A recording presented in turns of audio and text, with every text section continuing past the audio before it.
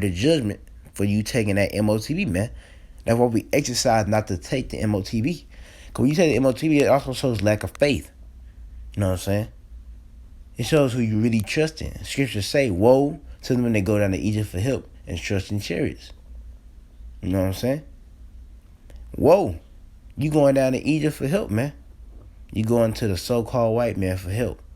Scripture say never trust thy enemy as iron rustles so to his wickedness.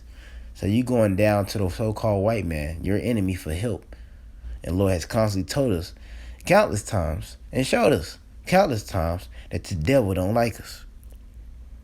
As scripture say, blood shall pursue thee because he has had perpetual hatred and has shed the blood of the sons of Israel.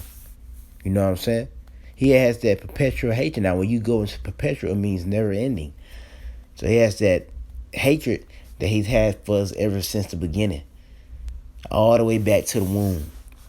When we was in the womb. You know what I'm saying? They was fighting in the womb. But let me get Deuteronomy, it's chapter 22. And we're going to jump down to verse 25. It says, but if a man find a betrothed damsel in the field, and the man force her and lie with her, then the man only that lay with her shall die. Which is pretty much going to happen. That's what's going to happen, man. But unto the damsel thou shalt not do nothing. There is in the damsel no sin worthy of death. For as when a man rises up against his neighbor and slays him, even so is this matter. For he found her in the field, and the betrothed damsel cried, and there was none to save her.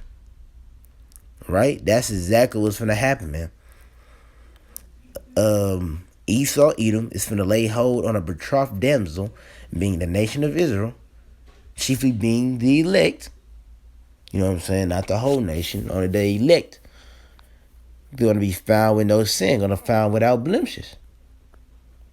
You know what I'm saying? Ultimately, due to Yahweh's grace, Yahweh's grace, by sending his son, Yahweh to die for the sins of the elect. So she's going to be found without blemishes. Esau is going to try to lay hold on us, and we're going to be crying out when he forces the MOTB upon us. You know what I'm saying? He makes the MOTB mandatory. That's enforcing it. He makes it mandatory. The charagma. Right now, the charagma is out. We see it's out. You see, you got Elon Musk bringing his charagma in the head, in the brain. And we've been seeing charagma that goes into your hand. It's been out.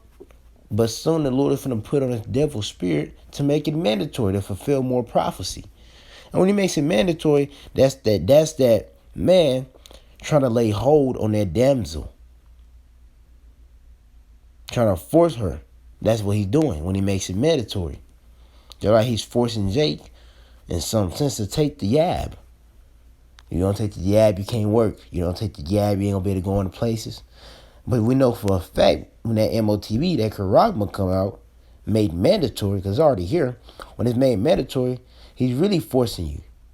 If you don't take the MOTB, the charagma, you can't do this. You can't do that. You can't go on the score. You can't. We just read in Revelation 13:16 that no man might buy or sell save he that has the charagma. So in order for you to buy and sell and to be able to operate in the devil's kingdom, you have to partake in the charagma. In other words, you have to let him take hold of you. You have to let him take hold of you, and you don't